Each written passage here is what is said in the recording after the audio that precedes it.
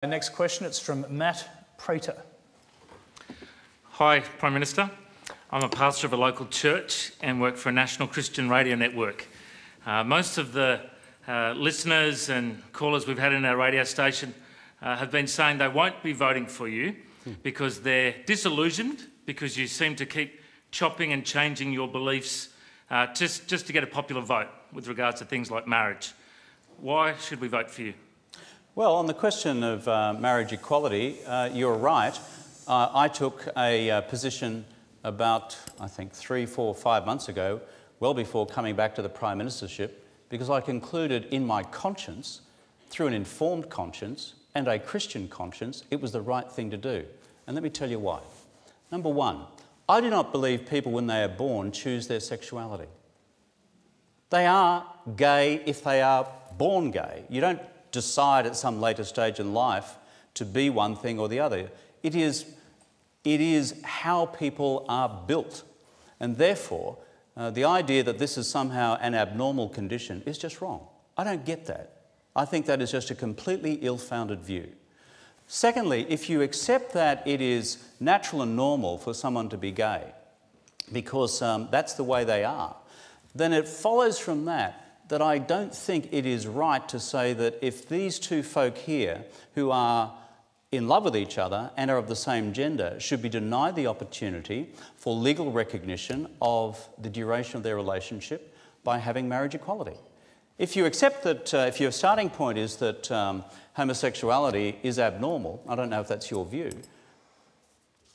Well, we can go back and... well, I just need to know, because we'll go back to our question. I just need quickly to know. To ask what it is that you believe Christians in particular are upset about. I think the thing is that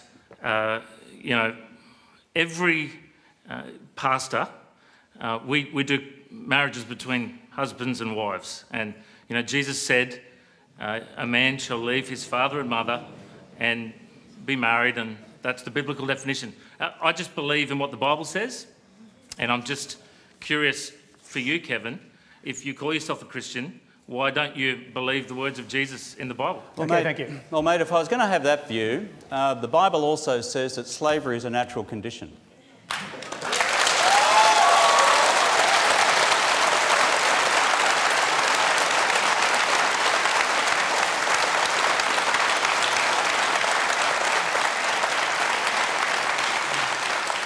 Because St. Paul said in the New Testament, slaves, be obedient to your masters.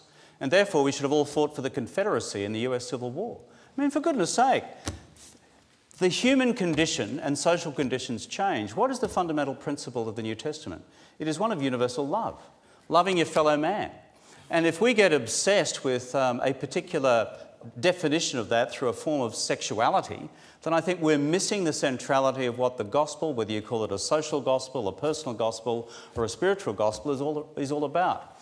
And therefore, I go back to my question. If you think homosexuality is an unnatural condition, then frankly, I cannot agree with you based on any element of the science. And therefore, if a person's sexuality is as they are made, then you've got to ask the second question. Should, therefore, their loving relationships be legally recognised? And the conclusion I've reached is that they should.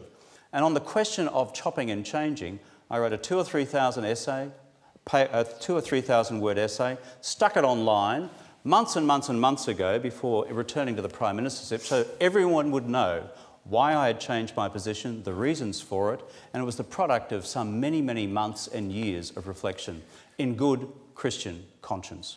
Okay. Thank you. Thank you. Okay.